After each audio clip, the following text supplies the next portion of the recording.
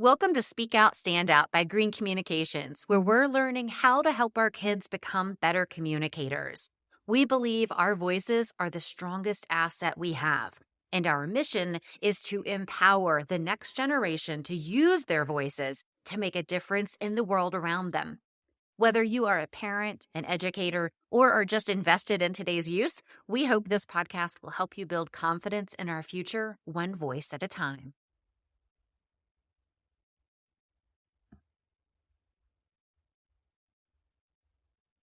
Welcome back to Speak Out, Stand Out by Green Communications. I'm Elizabeth Green, and today our guest is Ann Kaplan. Ann is a awesome parent coach, has been working in this field for over a decade, and is very experienced in parenting as well, has raised 4 children of her own, and has some really great tactics and strategies to share with us today about keeping things calm at our house, which is not easily achieved for sure. But hopefully after talking with Ann today, we'll be able to implement some things into our own lives every day to keep things a little bit calmer as we communicate with our kids. So Ann, thank you for being here. Thanks for having me, Elizabeth. So first of all, Ann, I know I just gave a very brief introduction to you, but tell us just a little bit more about you and how you became a parent coach, things like that. Yeah, sure. So like you said, I'm a parent coach. I also have 4 of my own kids.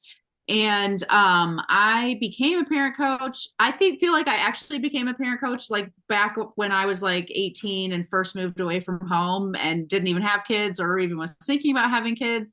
But the experience I had of being away from the environment that I was parented in and exposure to other ways of being and other energies, and then coming home, like that first home visit after you move out of your parents' house, but came home for Thanksgiving or whatever. And I was like, oh my gosh, that is a big juxtaposition. And I think in that moment, I solidified my commitment to parenting my kids differently than how I was parented. And the more dedication I brought to that, the more that I knew I wanted to help other parents to do that as well. And so that's kind of like my mission is to, help kids by improving families and changing the dynamics and communication and the way that we discipline our kids and all of that stuff. That's amazing that you knew you wanted to do that before you were even a mom. I knew that I wanted to do that, but I knew that I definitely wanted to figure out how to do something differently. And I think my own personal journey in parenting really taught me that, first of all, just knowing you want to do something different isn't enough. Like you need skills, and even having those skills isn't enough. There's a lot of emotional stuff that goes on that makes it hard to use those skills. And as I kind of experienced that for myself, the more clear it was that there's just a huge need for this. And, it's not enough for us to just swear we're never going to say what our parents said or do what our parents did. Whatever. Like, you're still going to do it anyway. It doesn't matter how many times you promise yourself you won't. Absolutely. And I think it's interesting that, there are some things that are natural about being a mom, right? We think like when they hand us that baby or we walk out of the hospital and we're like, oh my gosh, I don't know what I'm doing.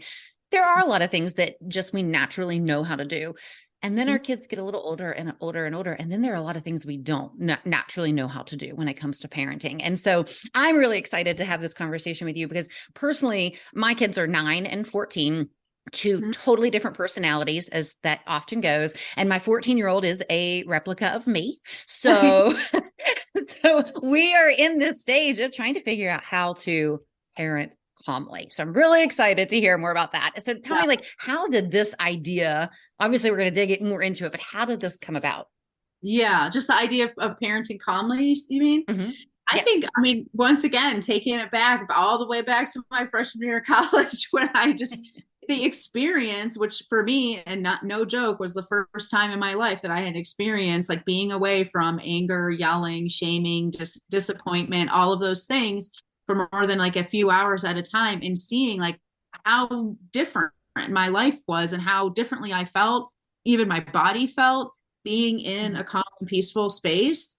I really just knew that I didn't want to put my kids in that like toxic environment anymore. And, like I said, it's really easy to say that. And then when your kids drive you crazy and you lose your mind and smoke comes out your ears and it's all that house of cards comes tumbling down. Right. But like, to me, that idea that kids could be raised in an environment that's more peaceful, that honors them, that's attuned to them, that actually sees them as human beings. To me, it's not rocket science, or it's a revolutionary idea, I suppose, in actually trying to make it happen. But that idea itself is not new. We know that kids thrive better when they are not just experiencing a lot of leadership and control and boundaries, but also experiencing a lot of attunement and emotional connection and safety with their parent. And it's very hard to have that when things aren't peaceful and when we're not calm. Right, right.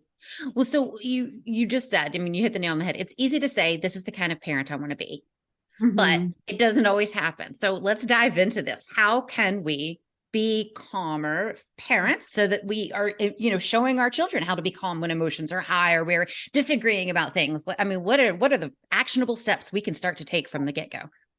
So it's really funny because I literally just gave a workshop on this yesterday. So I'm like, okay, don't give the whole workshop. That's way too long, Ann.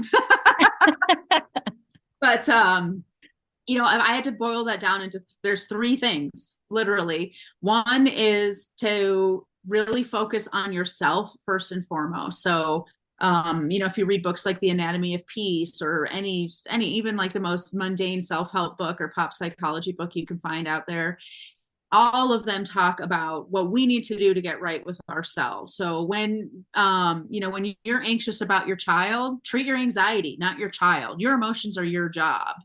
And so most of us come to parenting with a strong foundation of codependency that we have absorbed from our childhood, the world around us. The love language of America is codependency. So we come into parenting believing like we're upset, it's because somebody has done something to upset us. And the way to make sure we're not upset is to make sure that person stops upsetting us, instead of owning my upset is my deal. And so when my kid does something that bothers me, that doesn't mean we don't do something about it. Because especially if it's something that's not good for the kiddo, it's a lesson they need to learn, all of those things. But job number one is to not be doing that because we're trying to not feel upset anymore. We want to feel calm. Our job is to take care of our emotions, not make our kids take care of our emotions by not being naughty anymore. So job number one, get right with yourself, right? And then from there, all of a sudden it's possible to implement a parenting plan. I would say, like, when I first started my practice, I taught parenting skills. I'm a love and logic facilitator. I taught love and logic. Done and done. Now that's it. You guys are all perfect parents, right? No, it did not work. Because what would happen is I would teach this great stuff. The next week I'd get together with my clients and I'd be like, how did it go? And they'd be like, I didn't do any of the stuff we talked about. I got too mad. I lost my temper. I was too busy. The kid did something that really threw me for a loop. I had no idea how to respond. Yeah. Natural consequences, Ann, but you don't even know what this kid did. This is different. He needs a punishment, right? And all of a sudden, because of that kind of like emotional drama tornado that happens inside of us, you could know all the great parenting skills in the world. You're not going to use any of them because you're stuck in your swirly whirly tornado.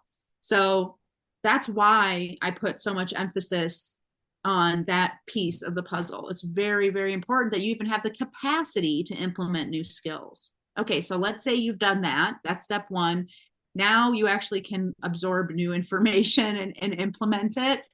Now those two other pieces are amazing communication and connection with your child and amazing discipline and leadership with your child. And those two things are not the same.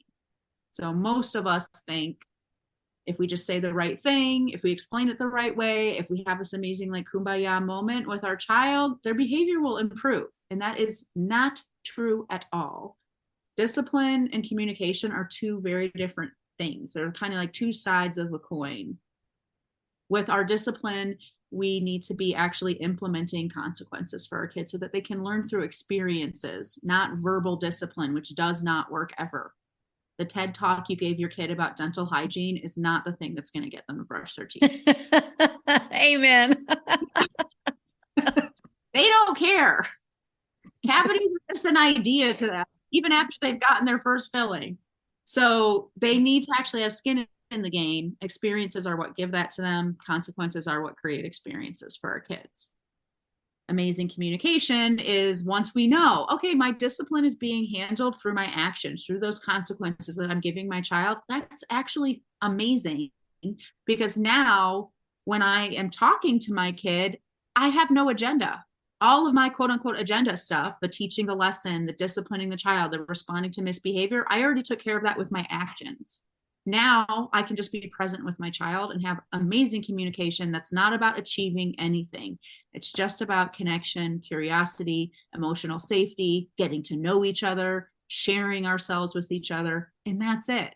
Nothing has to come from this. And that kind of communication is something that most of us, I can say for myself, I don't think I've ever had a conversation like that with my parents to this day. And most kids don't. Really think about when was the last time you had a conversation with your child where there was absolutely no objective. And most of Wow. the time, you might even come into the conversation thinking, okay, I'm just here to talk with you. I want to know what's going on. How was your day at school? Don't try to kid. Okay. You totally have an agenda with that question. And if you don't have one when you ask the question, you definitely have one once you hear the answer. It was fine, whatever. My teacher's a jerk. Well, and immediately our mommy brains turn on and it's like, let me make sure this is a teachable moment for you. You shouldn't call your teacher a jerk. It's probably because you're not engaged. I can think of a million lessons that we need to be learning here around this idea that your teacher's a jerk. And that conversation is now a waste of time. It's worse than a waste of time because it's actually degrading your relationship with your kid.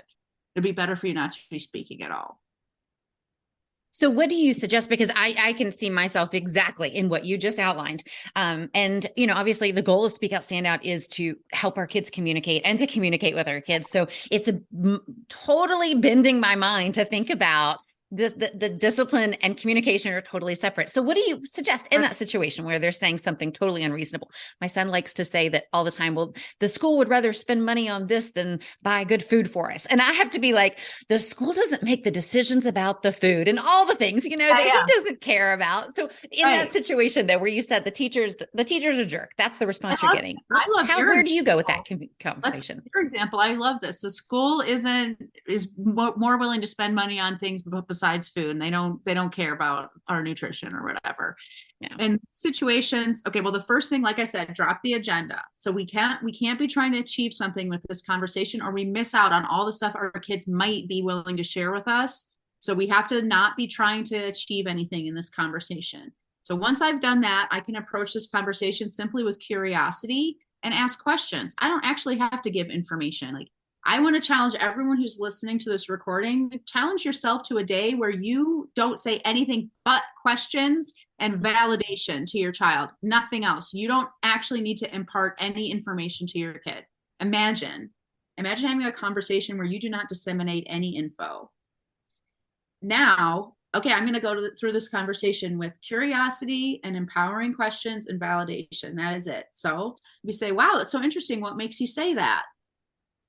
Well, you won't believe the disgusting food I ate for lunch today. Or I saw so-and-so and they're on the football team and they have like brand new jerseys or whatever it is. You have no idea why your kid's saying that, right? Like we never know what is going on in that little head of theirs, right? So if you ask these questions without any need to like say, actually, it's not your teachers or it's not even the school who decides what the menu is. And there's a lot of stuff that goes into figuring out a school's budget and blah, blah, blah, right? We don't need to correct the misconception. So you might discover something completely different through that conversation if you don't need to be the leader of that conversation. You're just there. And when we ask questions like that to our kids, talk about, this is the major dovetail with what you do, Elizabeth. When we ask these empowering questions, what's happening is our kids are now being introspective for themselves. Maybe your kid doesn't even know why he said that, but then you said, that's so interesting. What makes you say that? Oh my gosh, well, maybe I don't even know why I said that. Let me think for a second. Or, these kinds of questions where we can ask our kids and they all of a sudden start questioning themselves, challenging themselves, making sure that they actually solidly believe the things that they're saying. The other thing that's really helpful in conversations like this, and my clients hear me say this all the time, is engage with the emotion, not the story. So the story your child is telling you is the school cares more about spending money on these stupid things than it does about spending money on something that I care about, right? Mhm. That story is probably false. Like 90% of the stuff that our kids say is just patently wrong. It's not true. It's a misconception. It might be flat out a lie, like, but there's an emotion behind everything that our kids say, and that emotion is always real. So if I had to guess, not knowing your kid at all, but hearing this idea that you're saying, I would say maybe the emotion is like feeling unimportant, not prioritized, ignored by my school. Who knows, Mm. right? But if you engage with the emotion, and this is where the validation comes in, it sounds like you're really frustrated with your school. What's that about? You know, wow, okay, now we're not even talking about lunch anymore. Now we're actually talking about the emotions my kid is feeling. Once again, this kid might not even be aware of the feelings that they're feeling, but the way that you're showing up, validating their emotions, asking these open-ended questions is allowing your child to explore their emotions. And to me, this is a major work of a parent, whether we're talking about discipline or communication. Our job is not to be playing our kids like puppets and making sure that we know what's going on in their brains and it's the stuff we want to be going on in their brains. Our job is really to be a catalyst for their own growth, their own journey. We kind of just walk alongside them while they are, picking their path. And so whether it's by showing up with these amazing questions and a presence in a conversation that allows them to really learn about themselves and discover themselves, or it's holding a boundary with love and empathy so that they have this experience that teaches them, maybe next time I'll get my homework turned in on time, or I guess I probably should have put my clothes in the hamper or whatever. Either way, doesn't matter whether it's discipline or communication, the job is the same, which is to truly just be this impetus for growth. I am like absorbing everything you're saying right now. It's like you are speaking directly to me. If nobody else gets anything from this, I have gotten so much from it, but I am sure that other people are going to be benefiting from this as well. So let's, if we can for a second, flip back to the discipline side of things, because this is where I'm really curious. And I was I downloaded your workbook about getting kids to listen. And so your philosophy is you tell them one time, and then you implement the consequence if they don't listen. And so I have two questions on this, right? One is, can you give me an example of, it like the hamper, right? Not putting the clothes in the hamper or whatever. What kind of consequence is that? And then the second question or caveat of that is, it almost seems harsh to me to not give them any reminders. Again, like I love what you say and what you stand for because it is different than what we normally hear. And, so for me, it's like, can I really do that? Can I punish them after just one time? So let's talk a little bit more about that. So I'm going to talk about the second thing first. The can I really do this? Is that harsh? This is the part that I talked about first, the get right with yourself piece. Like, this is awesome, Elizabeth, because you're revealing that there's something going on internally for you that makes you feel a little bit squeamish about holding a boundary. Maybe you have a belief that you've held your whole life that, really saying no and sticking to that or following through on a boundary means that you're mean or harsh, like you said. Maybe there's a fear that by holding your ground in a relationship, you're going to lose the closeness or respect or love of the person you're in that relationship with. Like, these are things that are deep that we bring to our parenting long before we ever have a kid. And so if that's holding you up, which is, by the way, super, super normal and common, it's going to make perfect sense why we avoid consequencing our children, because we don't want to sacrifice the relationship. We don't want to be mean. We don't want them to think mean things about us. It hurts. It cuts like a knife when they're mad at us, all of those things. One of the things my clients learn in working with me is that consequences are amazing. They are the way. That's not, how many parents say, God, I wish my kids didn't have to learn this stuff the hard way. The hard way is the only way. There's no other way but experiencing what happens when you make a mistake. That's it. So if that's true, why are we precluding or postponing the only thing that is actually the way for our kids to move forward, which is a consequence, an experience? And I think one of the reasons why is, as parents, we have a ton of stories about what it means to consequence our kids. Like, well, if I were doing a really good job as a mom, my kid wouldn't need a consequence. They would have just followed the rules. It's my fault my kid didn't put their stuff in the hamper, because I obviously didn't tell them to the right way. Mm-hmm. And so if I consequence them, that's like me being a failure. I failed. That's why I have to consequence my child. Or I'm afraid of the backlash. When I give my kid a consequence, they're super upset and angry with me. And it's like World War III has broken out in our house. I hate that. So I don't want to do something that's going to create negative emotion in my child. Or what if they hate me, right? Like, what, isn't that Right. too hard? Maybe it's unfair. Maybe it means something bad about me and my moral character that I'm consequencing my child. Well, no wonder we all avoid consequencing. But I think what's even behind that is our experience of consequences when we were kids weren't really consequences, they were punishments, meaning it's not okay to make a mistake. You screwed up. You should really feel bad about it. I'm mad at you. I'm disappointed in you. You really messed everything up. Like, we are brainwashed from a very early age that mistakes are shameful. And the whole point of life is to avoid making mistakes, which is actually completely the opposite of the truth. The whole point of life is to make mistakes because, like I said, the hard way is the only way. So when you Right. give your kid a consequence, it's not because you're mad at them. It's not because they're bad. It's not because they're a screw up. It's just because that's what happens when you make the choice you made. And it's not a big deal if you made a mistake. So one of the major things that we work on when I'm working with my clients is learning how to give a consequence so that it's actually a consequence and not a punishment. Really making sure that that message that mistakes are normal and this is just the thing you chose. When you chose not to put your clothes away, you chose not to have those clothes anymore. You picked that. I'm not sure why, but that's your choice. You do you. I respect your decision. And I think that a lot of people, it's a little bit of an eye opener to start thinking about consequences and boundaries as a sign of respect to our children. I told you, you're welcome to keep all the clothes that you put in your hamper. That was information that you took in. You were perfectly, your kids' ages 9 and 14, they're perfectly capable of taking that information in. And then they made a decision with that information. They decided to put their clothes on the floor. And by following through with our consequences, we are establishing, I say what I mean what I say. You know where you stand with me. When I say something, you can count on it. 2, I respect your decision. I believe that you're capable of making a choice, even if it's a choice I wouldn't make. You chose not to keep those clothing. That's fine. Cool. Now they're in clothing purgatory. And when you make a different decision, you'll have a different result.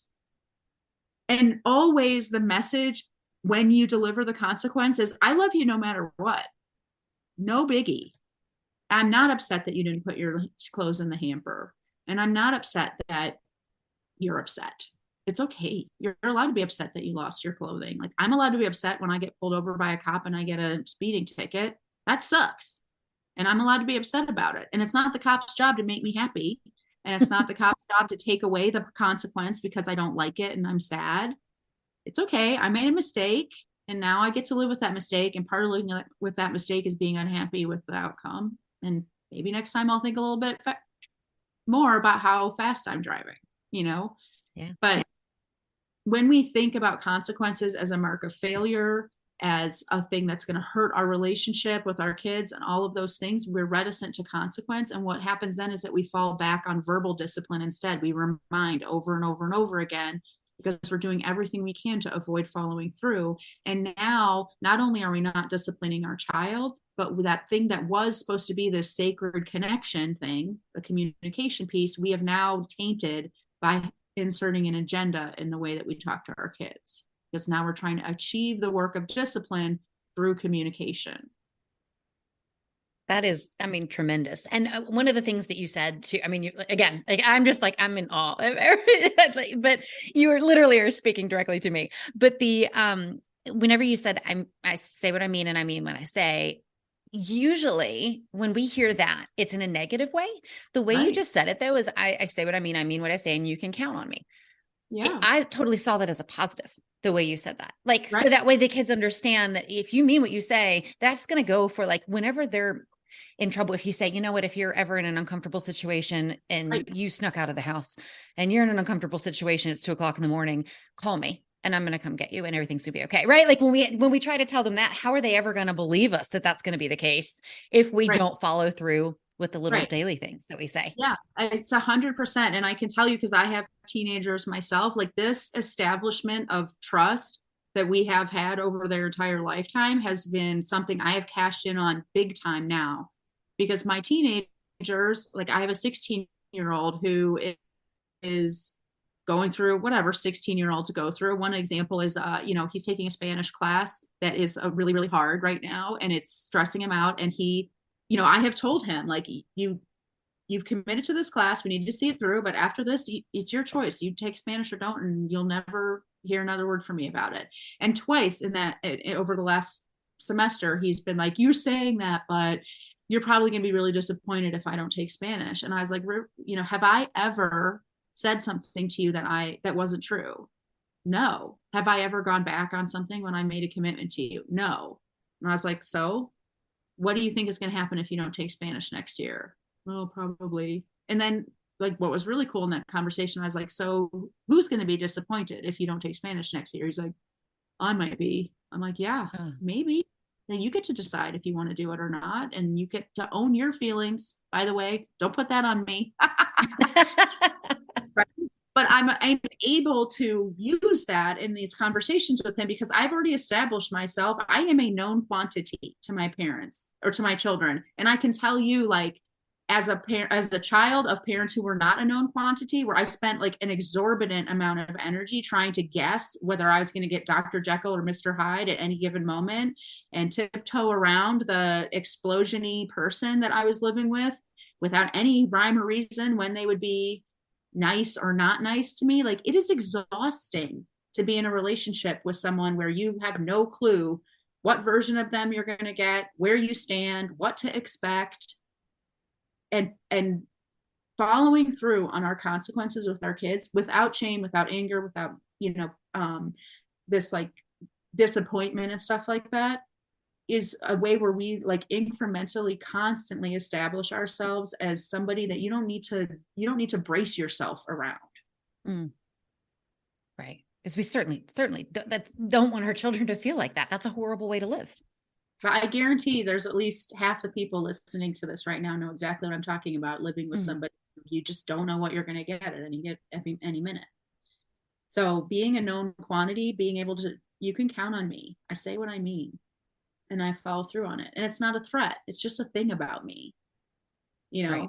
That same teenager of mine, we've had several conversations where basically that just has been like, I'm not a perfect parent. There are a lot of flaws I have. Being unreliable or breaking my commitments is not one of them. So you can really count on me on this, and this. And thank you for pointing out that I need to work on X, Y, and Z, because those are areas that I'm not perfect in. So, I think even when your kid is 2 years old, you're laying the groundwork for this stuff. And absolutely, you're going to have to put your money where your mouth is, when your kid gets older, for sure. They'll be like, hey, don't you remember when you said this and this? You're like, dang, I did say that, didn't I? All right. Yep. Mm-hmm. Well, and one thing I really like too about what you said is using the word consequencing our children instead of punishing them. That alone it just puts another positive spin on the situation. And it makes it, I think, for me, already feeling a little bit like less of a mental barrier over consequencing them after telling them one time to do something as opposed to punishing them, which sounds so negative. Well, and I think also something that's adjacent to what you're saying is a shift that a lot of my clients go through, which is switching from thinking as my role in this situation is to manage my child, meaning like make sure they know this, make sure they do that, like make sure they don't do this other thing, like really controlling their behavior and their personhood, and shifting away from that to like, this is a relationship that I'm in, and my job in this relationship is to show up with integrity. This other person has their journey that they're going on. So, when we think about consequences as simply enforcing the boundaries that we've set in a relationship, it becomes a lot more like you actually see it as a healthy thing. Like, I don't know how many people have ever heard this expression, but it's very true. Like, a relationship is only as healthy as the boundaries within it. When we set boundaries with someone, it's because we want to keep them in our lives. If you didn't care if someone stayed in your life, why would you bother setting a boundary with them? You just cut them out, right? When someone sets a boundary with you, it's because they're trying to figure out how to stay in relationship with you. They want to be connected with you. and relationships depend on boundaries. We don't have boundaries with our kids. Our relationship with them is so weak. And boundaries actually are the thing that bring us closer. When we think about consequences as a thing that is necessary to enforce a boundary, all of a sudden it doesn't seem like this mean or harsh thing. It's just a natural way of being in a relationship.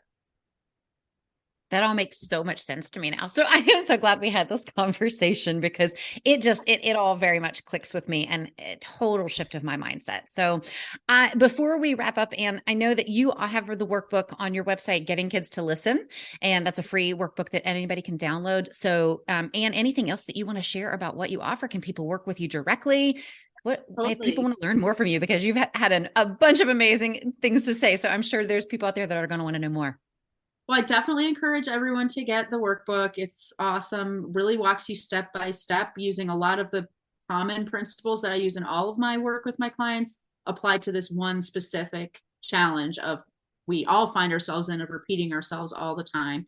And it's super easy to get that. It's a bit.ly link, bit.ly/kids who listen. If you want to know more about my practice, if you want to learn about my retreats, if you want to learn about my coaching group, all of that stuff, you can find it on my website, which is just annkaplanparentcoach.com. And there's tons of free stuff on there, podcast episodes, just like this one will be on there. And yeah, lots of ways for you to connect with me, even if it's just getting on my email list. Awesome. Well, Ann, thank you so much for your time today. This was extremely valuable, I know, to me, and I'm sure to others as well. Thank you for the shift in mindset over all of this. And I am going to challenge myself today with my son to only ask open-ended questions and offer validation. So that is my challenge today. I hope other people do that as well. Yeah, awesome.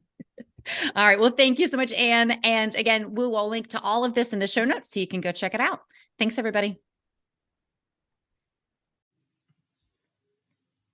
If you are looking for more ways to build communication skills in your kids, grab our free mini lesson on how to craft a polished and professional speech out of thin air, along with 52 fun prompts so your kids can practice every single week. You can find that along with info about our upcoming public speaking and debate courses for kids at greencommunicationsedu.com.